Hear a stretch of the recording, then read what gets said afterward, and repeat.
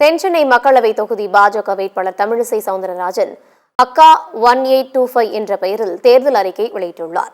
நாள்தோறும் மக்கள் பணி என்ற அடிப்படையில் 5 ஆண்டுகளுக்கு 365 நாட்கள் என்று கணக்கிட்டு 1825 நாட்களும் மக்கள் பணியாற்றுவேன் என்ற உறுதிமொழியுடன் தேர்தல் அறிக்கையை தமிழிசை சவுந்தரராஜன் வெளியிட்டார்.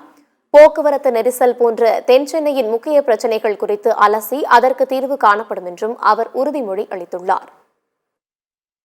தேர்தல் அறிக்கையின் தலைப்பு அக்கா 1825 1825 என்ன நம்பர்னு பாக்குறீங்களா?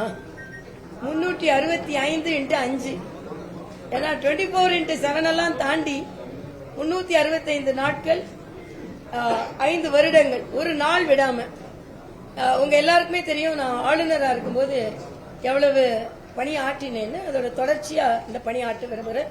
அதனால் தென்சென்னை மக்கள் என்னை எப்பொழுதும் உள்ள ஒரு வேட்பாளராக பார்க்காமல் அவர்களின் சகோதரியாக, அவர்களுக்கு துணை புரிவதற்கும் அவர்களோடு நின்று தோளோடு தோள் நின்று அவருக்கு பக்கபலமாக இருப்பதற்கும் மத்திய அரசிடம் இருந்து பெற வேண்டியதெல்லாம் பெறுவதற்கு அத்தனை வாய்ப்புள்ள ஒரு வேட்பாளராகவும் நல்ல திட்டங்களை மக்களுக்கு எடுத்துச் செல்ல வேண்டும், ஒரு முன்னுதாரண பாராளுமன்ற உறுப்பினராக இருக்க வேண்டும்.